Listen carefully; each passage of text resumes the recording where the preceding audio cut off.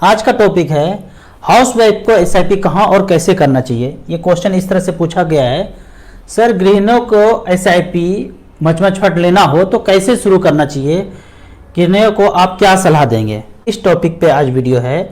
तो सबसे पहले जो हाउसवाइफ को क्या करना है इसको बाद में देखेंगे, क्या नहीं करना चाहिए पहले ये देखते हैं। पहला है अननेसेसरी परचेज, क्लॉथ हो गहना हो देखा देखी करके अननेसेसरी परचेज करना है, जरूरत नहीं भी है तो भी परचेज करना है। मैं अपनी वाइफ के लिए बेंगलोर गया था, 5 साड़ी खरीद के लाया, 8 महीना बीत चुका है, अभी तक एक भी नहीं बनी है। ये हुआ अननेसेसरी खर्चा, हम ही खरीद के लाए हैं। वो अननेसेसरी खर्चा मैंने ही किया है, उन्होंने नहीं किया है। लेकिन ये मुकाम तब आया जब 14-15 साल इन्वेस्ट करके उतना पैसा जमा कर चुका हूं, अब खर्चा करता हूं तो फर्क नहीं पड़ता है।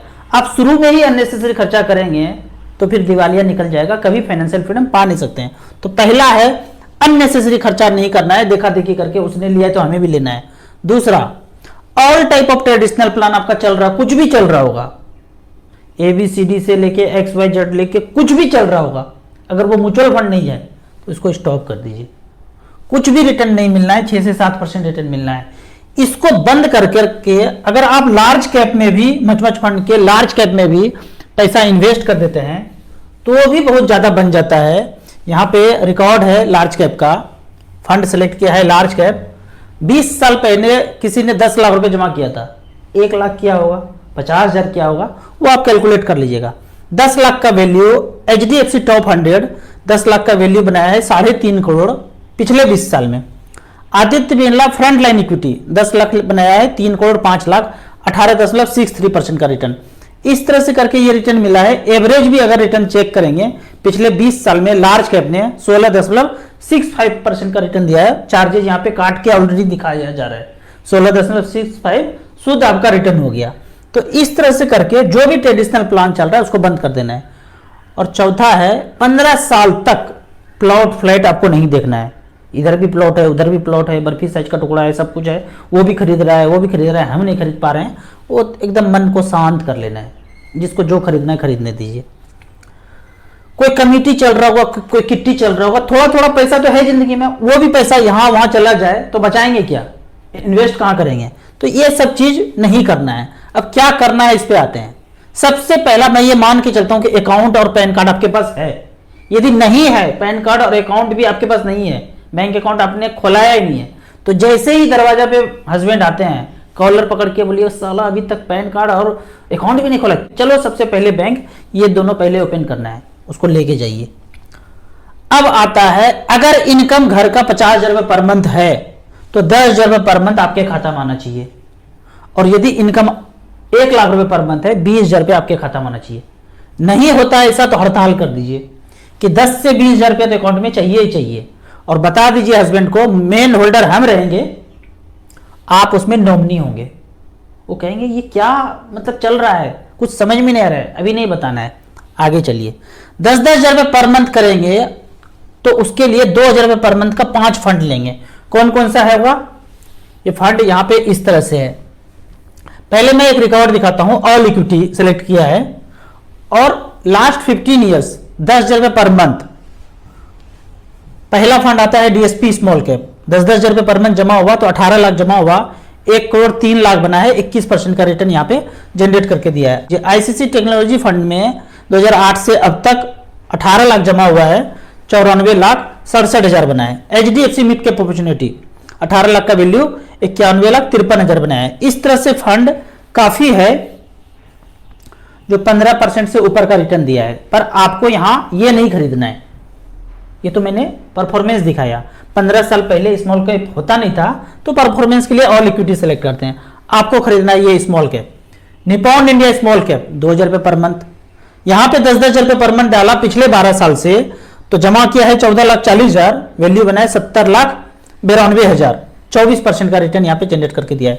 दूसरा फंड है SBI स्मॉल कैप, तीसरा फंड है DSP स्मॉल कैप, चौथा है Kotak small cap, HDFC small cap.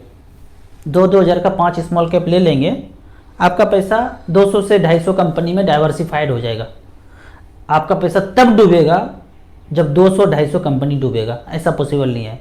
भूतकाल में कोरोना काल में भी 4-5 कंपनी इधर उधर हुआ होगा, उतना बड़ा भूचाल फिर से आएगा, मोबाइल मीडिया रिंगटोन, हम सब लोग फिर से डरने लगेंगे, तो 5-10 कंपनी फिर से खत्म हो सकता है। लेकिन सब खत्म नहीं हो सकता है। सब खत्म होने का मतलब है कि धरती ही डूब गया, ऐसा होगा नहीं। तो इस तरह से करके 5 फंड में आप SIP कर लेंगे।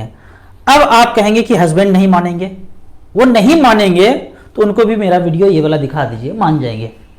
बेहोशी में, मूर्छा में वो भी जी रहे हैं, एकदम 100 से 120 का गाड़ी चला रहे हैं और कॉर्नर का बर्फी साइज का टुकड़ा 4-5 लेके बैठ चुके हैं, वो भी EMI के बोझ में, इधर उधर के बोझ में दबे पड़े हैं। सब दबाव से उनको भी निकालना है।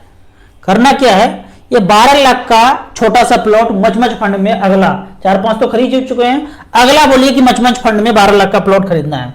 उनको ये डाटा दिखा दीजिए कि 12 लाख रुपया निप्पॉन इंडिया स्मॉल कैप में किसी ने 2013 में झोंका था 12 लाख रुपया, तो उस 12 लाख का वैल्यू आज है 1 करोड़ 42 लाख रुपया। 42 लाख रुपया रिडीम करे, अगर किसी ने इन्वेस्ट किया है तो उसको खर्चा करे, और 1 करोड़ रुपया फिर भी रिमेन इन्वेस्टेड रहे। 12 का 42 हो जाए तो उछलने लगेंगे प्लॉट में, इतना बढ़ गया, इतना बढ़ गया, इतना बढ़ गया। 12 का 42 भी हो जाए, मात्र 12 लाख लगाया था, 42 लाख रुपया बन गया प्लॉट में, उछलने लगेंगे। यहाँ 1 करोड़ 42 लाख बनाए। दूसरा फंड है SBI स्मॉल कैप, एक बार 12 लाख रुपया यहां झोंका था, AUM देखेंगे 17,000 करोड़, पैसा बना है 1 करोड़ 20 लाख। इस तरह से करके 4-5 छोटा छोटा बर्फी साइज का टुकड़ा यहां पे दिखा दीजिए। कोटक स्मॉल कैप 12 लाख जमा किया था, 87 लाख रुपया बना है। एवरेज रिटर्न का बात करें, अगर एवरेज कि म्यूचुअल फंड में बर्फी साइज का टुकड़ा कितना रिटर्न दिया है, तो 21.34% का रिटर्न पिछले 10 साल में दिया है। तो ये जब देख लेंगे तो या तो पैसा होगा तो झोंक देंगे, या नहीं तो एक आध प्लॉट बेच करके यहां झोंक देंगे। अब आपका क्वेश्चन है कि कहां से SIP खरीदें। एकदम मैं हमेशा बोलता हूं, नजर के सामने, जिगर के पास SBI बैंक है, ICICI बैंक है, HDFC बैंक है, एक्सिस बैंक है। कौन सा बैंक आपके आसपास में, एकदम नजदीक में, पैदल गए, पैन कार्ड आधार कार्ड लेके, अकाउंट नंबर लेके और ओपन कर दिए, जाइए और 2-2 हजार का 5 SIP खरीद लीजिए। जब आप यहाँ पे ब्रांच विजिट करेंगे तो अलग अलग तरह का पट्टी पढ़ाया जाएगा, ये अच्छा नहीं है, वो अच्छा नहीं है, ये तो मार्केट में लग जाता है, ये तो डूब जाता है, भाग जाता है, हेरा जाता है। आपको कौन बता दिया ये सब चीज अच्छा चीज नहीं है, ये तो ट्रेडिशनल प्लान खूब अच्छा है। क्यों अच्छा है? क्योंकि उसमें बहुत ज्यादा पैसा उनको मिलेगा। मचमच फंड में ज्यादा पैसा मिलता नहीं, तो इसके बारे में कोई बात नहीं करता है। 1 लाख करेंगे 200-300 रुपया मिलेगा, 400 रुपया मिलेगा, कौन करे? ट्रेडिशनल प्लान करे 10-20 हजार 25 हजार मिल जाए तो वो बताना अच्छा रहेगा ना। तो ये बताएंगे नहीं, आपको पट्टी पढ़ाएंगे, ये मत खरीदो, वो मत खरीदो, तो आप उनको भी मेरा वीडियो दिखा दीजिए। वीडियो देखने के बाद बोला हाँ इतना तो पता ही नहीं था, चलो आपका कर देते हैं 2-2 हजार का 5, हम भी कर लेते हैं अपने लिए 2-2 हजार का 5। हम तो ये जानते ही नहीं थे कि मचमच फंड भी ऐसा कुछ कर सकता है। तो इस तरह से करके ऐसे शुरुआत कीजिए। अब एक और क्वेश्चन था, बच्चों के नाम पे म्यूचुअल फंड कैसे ले? सबसे पहले उनके नाम का एक अकाउंट खुलवा लीजिए। बच्चे के नाम का अकाउंट खुल जाता है, नाम चेक पे उनका आ जाएगा, आपका ही पैन कार्ड लगेगा, आपका ही आधार कार्ड लगेगा, बच्चों के नाम पे म्यूचुअल फंड स्टार्ट हो जाएगा। एक क्वेश्चन और पूछा गया है, ये क्वेश्चन यहां इस तरह से है कि अगर पैसा रिडीम करते हैं और एक म्यूचुअल फंड से निकाल करके दूसरे म्यूचुअल फंड में फुल इन्वेस्ट कर दिया जाए तो क्या कंपाउंडिंग पे कोई इफेक्ट पड़ेगा? ये क्वेश्चन है। आप पहले से मचमच फंड कर रहे हैं, पैसा कुछ एक्स जमा हो गया है, जितना भी जमा हो गया है 10 लाख 20 लाख 25 लाख जो भी जमा हो गया है, अब इस पैसे को चाहते हैं कि आप स्विच कर दें। कर दिया स्विच, तो जो पैसा है 25 लाख वो तो 25 लाख ही रहेगा, एक्स एक्स दोनों बराबर ही रहेगा। आपने यहां स्विच कर दिया। अब आपका क्वेश्चन है कि कंपाउंडिंग पे इफेक्ट पड़ेगा।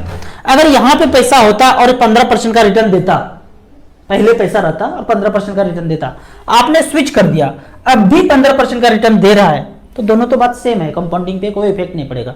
लेकिन जहां आपने स्विच किया, स्विच करके यहां आ गए, अब वो 12%, 13%, 14% का रिटर्न दे रहा है और पिछला वाला फंड 15% का रिटर्न दे रहा था और अब ये 12, 13, 14% रिटर्न दे रहा है, तो आपको थोड़ा सा नुकसान होगा कंपाउंडिंग पे। लेकिन जहां आपने स्विच किया वो 15 से ऊपर रिटर्न दे, 15, 16, 17 दे, तो आपको फायदा होगा। उतना ही रिटर्न दे जितना पुराना वाला फंड दे रहा था, नया वाला फंड भी उतना ही रिटर्न दे रहा है, तो आपको कोई नुकसान नहीं होना है, कंपाउंडिंग पे कोई इफेक्ट नहीं पड़ेगा। आपको इसी तरह मच फंड के बारे में और कुछ जानना है, इन्वेस्टमेंट के बारे में जानना है, तो इस नंबर पे मुझे व्हाट्सअप कर सकते हैं। कमेंट सेक्शन में इसी तरह से फाइनेंशियल क्वेरी करते रहिए, हम आपको उत्तर देते रहेंगे। आपको म्यूचुअल फंड में पहली बार शुरुआत करना है तो एसेट प्लस का ऐप बेहतरीन ऐप है।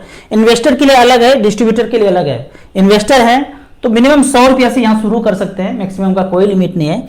सब कुछ ऑनलाइन है, पेपरलेस है, 2 मिनट में अकाउंट ओपन हो जाता है। यदि आप डिस्ट्रीब्यूटर हैं, पहले से म्यूचुअल फंड में काम कर रहे हैं, ऑनलाइन अपने काम को 10 गुना ज्यादा बढ़ाना चाहते हैं, तो डिस्ट्रीब्यूटर पे ऐप पे जाके आप यहाँ पे एम्बेनल कर सकते हैं। ऐप का और मेरे सर्विस का लाइफ टाइम कोई चार्ज नहीं है। वीडियो अच्छा लगे तो व्हाट्सएप यूनिवर्सिटी में दोस्तों के बीच इसे जरूर शेयर करें। यूट्यूब पे देख रहे हैं तो लाइक एंड शेयर जरूर करें। Thank you so much.